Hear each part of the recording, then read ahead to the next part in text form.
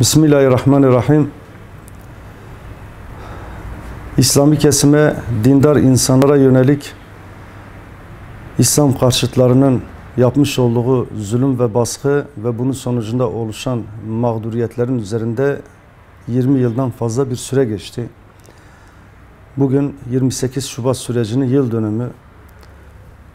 Dolayısıyla 28 Şubat sürecinde mağdur edilen, işinden atılan, okulundan atılan ve gerçekten büyük bir baskı altına alınan kesimler oldu.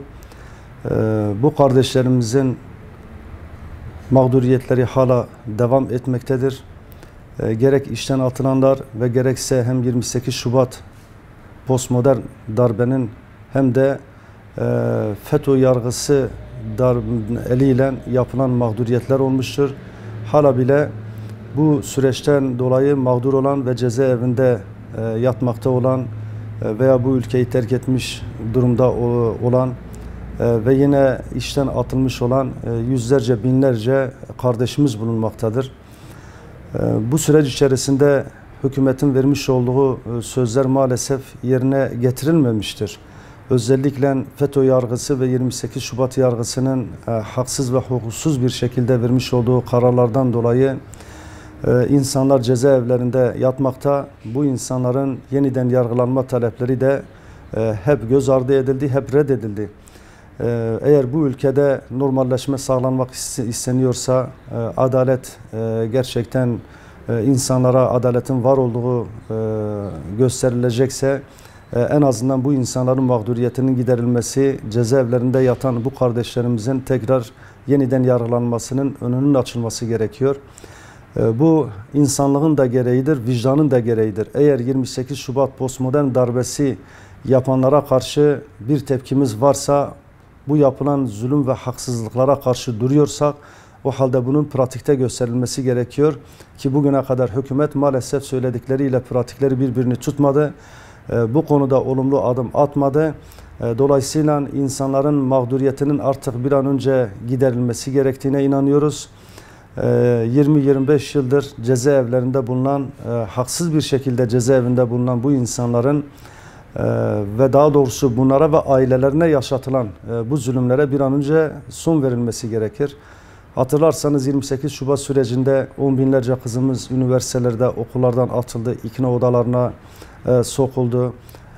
Yine memur olanlar, namaz kılanlar, başı örtülü olanlar işlerinden atıldılar. Ve hakeza kurulmuş olan kurgu ve bazı dosyalar ile dindar insanlar cezaevlerine atıldı, kamuoyu önünde karalandı, yani bir itibarsızlaştırıldı. Bunu hepimiz biliyoruz, hepimiz yaşadık. Dolayısıyla hükümet de inanıyoruz ki bu 28 Şubat'ın mağdurlarından bir kesimini temsil etmektedir. Bu yüzden kendileri de böyle büyük bir mağduriyete ve zulme maruz kalmış olan bir hükümetin artık bu 28 Şubat mağdurlarını tamamen rahatlatacak, bu mağduriyetleri tamamen ortadan kaldıracak ve gerçekten 28 Şubat postmodern darbesini yapanlara belki bir sille olabilecek şekilde adımlar atması gerekiyor. Kamuoyunun beklentisi bu yönde. Dolayısıyla hükümet kamuoyunun beklentisini karşılamak zorundadır. Bu ülkede darbe yapanlar hep yanlarına kar kaldı. Hatırlarsanız 12 Eylül askeri cuntasını, askeri darbesini yapanlar da yargılandı. Bir kısmı ceza da aldı. Fakat yaşları ilerlediği için herhangi bir ceza verilmedi. Ama sonuç itibariyle Türkiye gibi bir ülkede askeri vesayetin hakim olduğu, Kemalist, Jacoben bir sistemin hakim olduğu bir dönemde ve her 10 yılda bir tekrarlanan darbe girişimlerinin aslında halkın inancına karşı, halkın gelişimine karşı belki emperyalist ülkelerle işbirliği içerisinde yapılmış olan darbelerdi. Ve yine bununla birlikte 15 Temmuz'da emperyalist işbirlikçi bir darbe girişimi oldu. Yani bunlar tamamen birbirleriyle bağlantılı. Biz ilkeli olarak şunu düşünüyoruz ve şunu da hep söyledik. Halkın iradesine rağmen zorla veya silah zoruyla farklı yöntemler kullanarak seçilmiş insanların görevden uzaklaştırılması ve devlete el konulmasını doğru bulmuyoruz. Ki bugüne kadar yapılan darbelerin neticesine baktığımızda yüz binlerce insan mağdur edildi, işkenceden geçirildi ve hatta yaşı küçük olduğu için yaşı büyütülerek idam edilen insanlar oldu. Yani böyle zorba ve despot insanların yapmış olduğu darbe girişimleri, ismi ne olursa olsun, halk tarafından hep kınandı, lanetlendi. Biz de darbenin her türlüsüne karşıyız. Eğer yönetime talip olmak isteyenler varsa siyasi parti kururlar, siyasi ve meşru yollarla halkın içerisine girer, kendi fikirlerini söylerler, halk takdir ederse idareye gelirler. Bunun dışındaki yol ve yöntemler bu ülkeye kaybettirmiştir. En basitinden 28 Şubat sürecinde bu halkın, bu ülkenin yüz milyarlarca dolar parası çalınmıştır. El konulmuştur.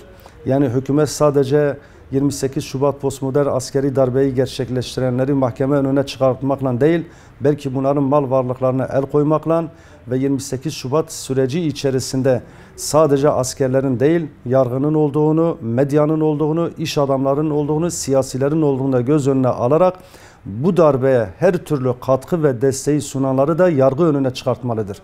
Yani sadece askerleri çıkartmakla 28 Şubat yargılanıyor imajını hiç kimse kabul etmez. Çünkü 28 Şubat'ın sadece o postmodern darbenin bir ayağı da askeri darbe. Medya ayağının da, iş adamları ayağının da, siyasilerin de kesinlikle görülmesi lazım. Ki o zamanlar hatırlarsanız sadece askerler değil, yargı siyasallaşmıştı. Üniversiteler siyasallaşmıştı. Ve medya hakeza yönüyle aynen askeri juntanın sözcülüğünü yapar bir durumdaydı. Kimlerin yaptığı da belli. Yine bir gecede yüz milyarlarca dolar para çalanların da kimler olduğunu hükümet biliyor ve en azından bir araştırma komisyonu kurar. O dönemdeki hesaplardaki hareketlenmeyi tespit ederek o çalınmış olan, halkın çalınmış olan parasını tekrar halka iade etmesi gerekiyor. Bugün nasıl ki FETÖ'nün mal varlıklarına el konuluyorsa 28 Şubat sürecini gerçekleştiren başta askerler olmak üzere medya, iş adamları ve yargı ayağının da mal varlıklarına el koymalıdır.